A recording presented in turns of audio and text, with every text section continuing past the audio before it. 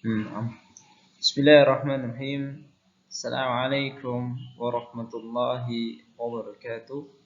Alhamdulillah, alhamdulillahirabbil alamin.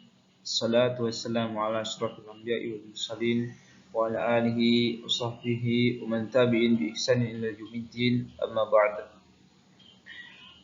Tayyib. Alhamdulillah, kesempatan yang Masya Allah diberikan oleh Allah Subhanahu wa taala di mana kita dapat menyampaikan ataupun melaksanakan kegiatan yang insya Allah akan kita lakukan pada kesempatan kali ini. Naam, dalam pemenuhan tugas mata kuliah pendidikan sejarah pendidikan Islam, yakni sebelumnya saya perkenalkan dulu, saya Nanda Pratama, mahasiswa PBA, prodi PBA di Sekolah Tinggi Ilmu Tarbiyah Madani Yogyakarta.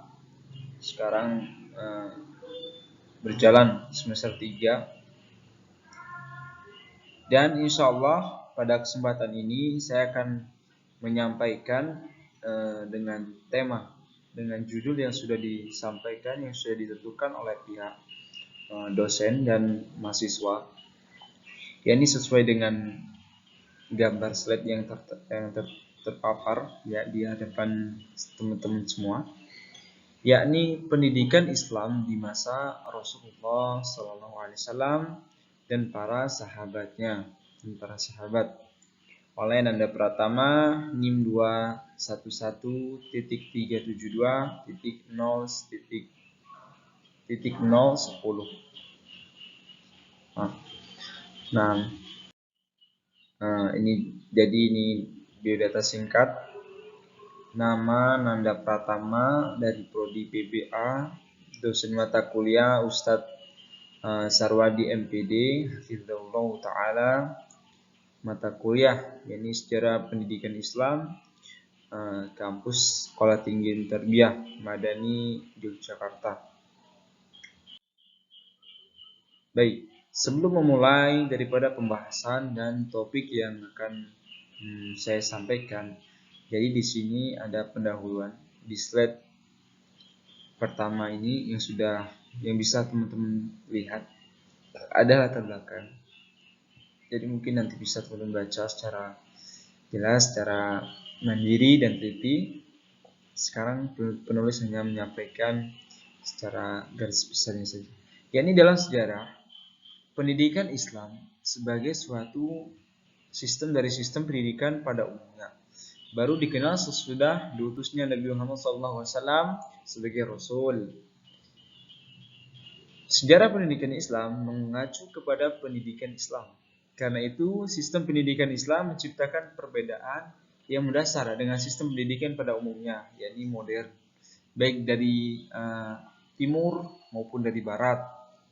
Perbedaan yang menonjol antaranya keduanya terletak pada sikap atau pandangan terhadap hidup itu sendiri, di mana Islam menganggap hidup bukan suatu akhir dari segalanya, tetapi alasan untuk mencapai tujuan spiritual setelah hidup.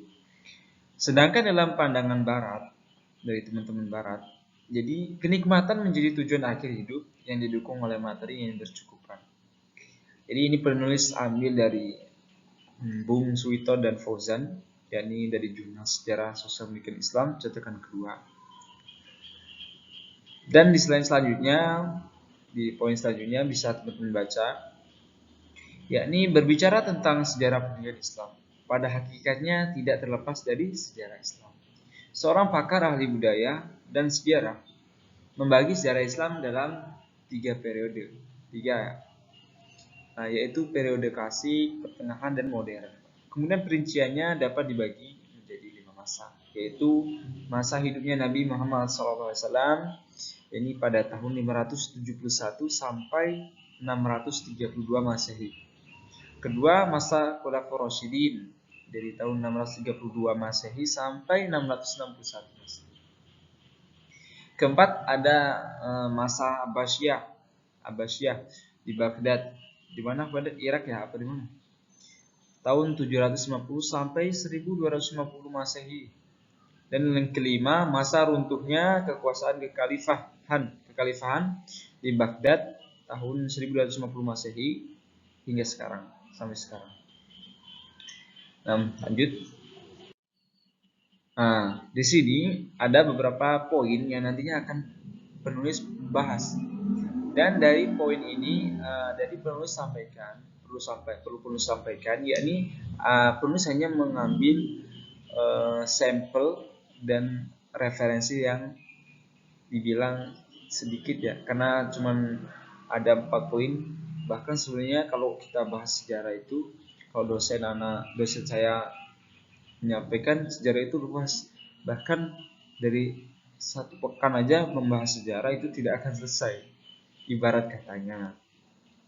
Jadi, baik. Jadi di pembahasan yang akan penulis sampaikan ini ada 4 poin ya.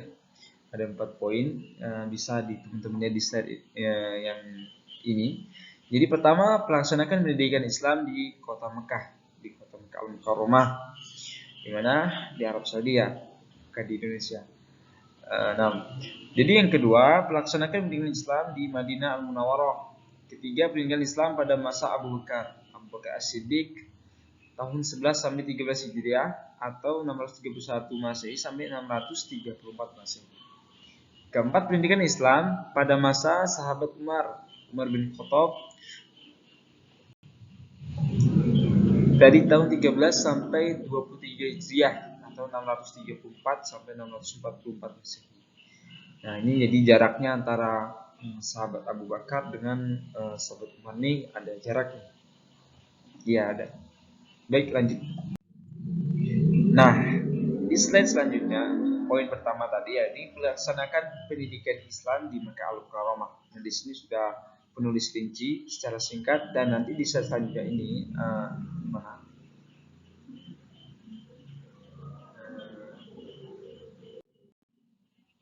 Oke, Pak.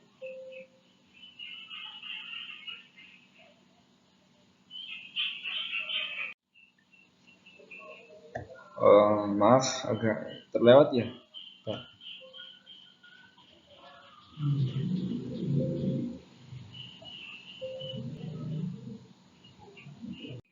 Oke, nggak apa-apa.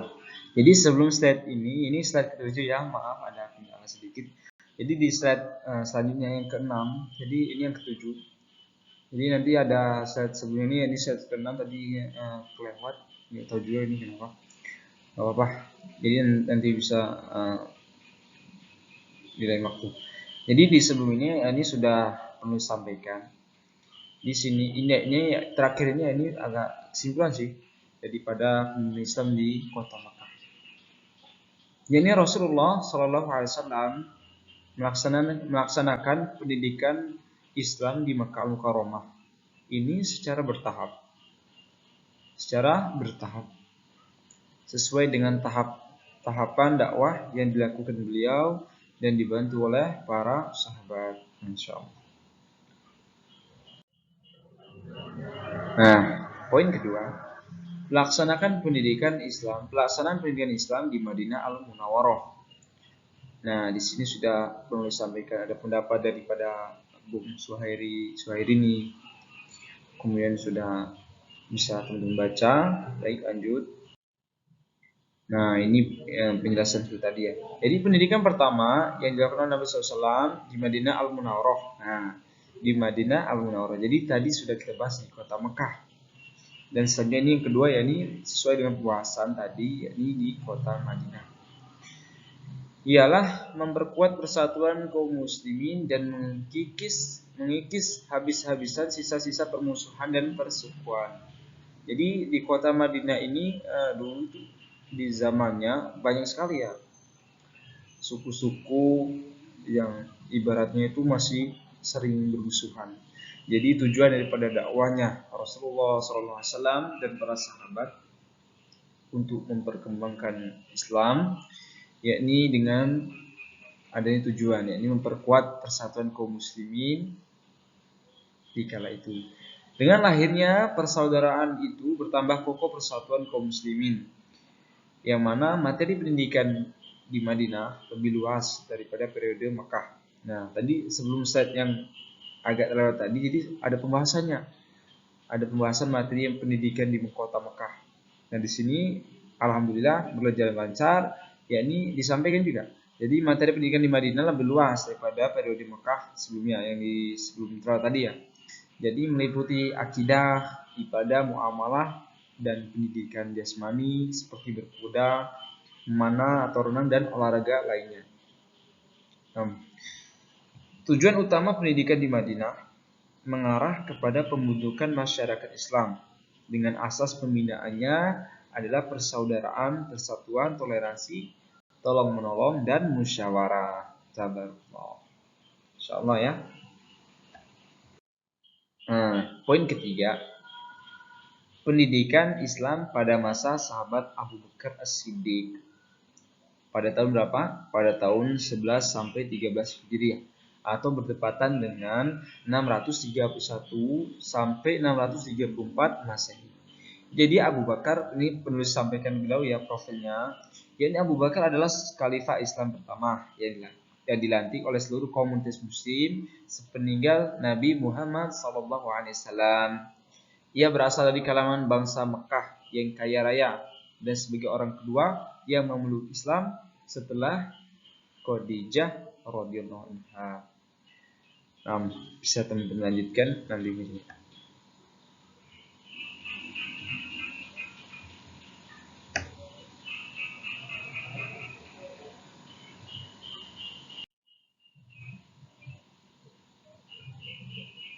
Baik. Di slide ini ada ini jadi penjelasan singkat tadi mengenai sahabat Abu Bakar, ada keutamaannya. Jadi setiap pembahasan, setiap itu ada pembahasan singkat dan di slide selanjutnya itu terdapat juga pembahasan secara terperinci. Jadi tadi mohon maaf sekali di bagian pendidikan di kota Mekah itu terpotong. Nah, di sini bisa teman-teman baca, ini beliau dikenal dengan As-Siddiq, yakni penuh kepercayaan yang menantikan Nabi SAW sebagai imam sholat ketika Nabi sedang sakit. Selama masa awal perjuangan Islam, Abu Bakar menggunakan harta kekayaannya untuk mengatasi kesulitan ekonomi masyarakat muslim dan membebaskan budak yang disiksa tuannya lantaran keimanan mereka terhadap Islam. Di antara budak yang dibelinya adalah sahabat Bilal bin Rabah. Bisa teman-teman baca nanti selanjutnya. Nah, di poin keempat, pendidikan Islam pada masa sahabat Umar bin Khattab, yakni pada tahun 13 sampai 23 Hijriah atau bertepatan pada tahun 634 Masehi sampai 644 Masehi. Jadi Umar bin Khattab, sahabat Rasulullah SAW ini lahir pada tahun 513 Masehi. Nah, jadi berapa tuh jaraknya dari 634 beliau menjabat sebagai khalifah ya.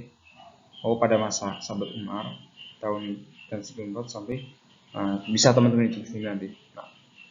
Oke, lanjut. Ini bisa teman-teman baca juga ya.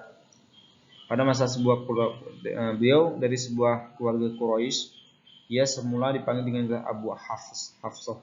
Setelah Islam menerima gelar Al-Faruq.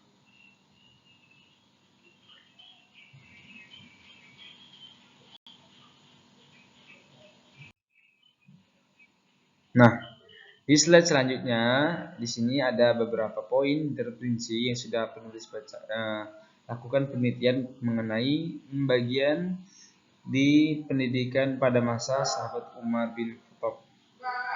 Sesuai dengan slide sebelumnya ya. Oke, bisa teman baca juga. Nah, di slide ke-14, yakni lembaga pendidikan Islam di zaman Rasulullah SAW, yang mana ini meliputi tempat-tempat kegiatan pembelajaran pada zaman beliau, pada zaman Rasulullah SAW dan sahabat dahulu kala. Nah, di sini lembaga yang dimaksud dalam pengamatan ini adalah tempat berlangsungnya kegiatan belajar. Nah, tadi sudah saya sampaikan, yakni di zaman beliau SAW, beliau Nabi SAW, Nabi Muhammad SAW. Pertama di rumah, masjid, dan kutab. Apa itu kutab? Yakni tempat sekolah anak-anak. Jadi di rumah ya. Poin pertama ini di rumah Al-Arqam bin Abil Arqam. tempat pendidikan Islam pertama dalam sejarah pendidikan Islam. Masya Allah ya. Dan ini dari sumber yang benar. Dan di sini tidak cuma rumah sahabat Al-Arqam bin Abil Arqam ini saja, tapi juga rumah Nabi Muhammad SAW juga dijadikan tempat belajar pada kala itu. Kemudian yang kedua, masjid. Nah, ini bisa teman baca. Masjid pertama yang didirikan oleh Rasulullah SAW adalah Masjid Quba di Madinah ya. Kemudian Kutab, tempat sekolah anak-anak, ini bisa teman baca. Nah, penutup, Masya Allah ada sampai penutup ya. Jadi ini perlu disampaikan juga dari apa yang sudah penulis lakukan penelitian dan pengamatan, yakni refleksi pendidikan Islam saat ini. Yakni perlu ada rancangan antara kita nih sebagai umat muslim, sebagai generasi muslim, sebagai generasi penerus bangsa, pelurus bangsa, untuk yang benar-benar menjadi penerus yang baik tentunya. Dan di sini penulis sampaikan ada rancangan jangka panjang dan himbauan penulis. Jadi pertama ini penulis akan sampaikan rancangan jangka panjang, yakni tujuan merefleksikan adalah sebagai alat tolak ukur untuk memperbaiki kejadian dan kebijakan masa lalu, sehingga hal tersebut dapat diantisipasi dan dikurangi pada masa-masa yang akan datang. Nah, bisa teman-teman cermatin ya. Hal ini tentu saja memberikan nilai manfaat yang besar bagi pendidikan Islam, dikarenakan fakta sejarah dapat dipahami sebagai cerminan bagi masa yang akan datang. Serta fakta sejarah pula dapat dipahami sebagai cerminan bagi masa yang akan datang. Ya. Nah, selanjutnya himbauan penulis. Di sini penulis sampaikan bahwa pentingnya kita sebagai para penerus estafet dakwah Islam ini diharuskan untuk perhatian terhadap ilmu, terhadap sejarah pendidikan Islam ya, khususnya dengan memberikan kontribusi dan sesuai sumbernya yang real atau yang asli, yang sesuai sunnah, yang sesuai hadis, sesuai Al-Quran yang benar. Baik, barakallahu fikum. Syukran, jazakumullahu khairan.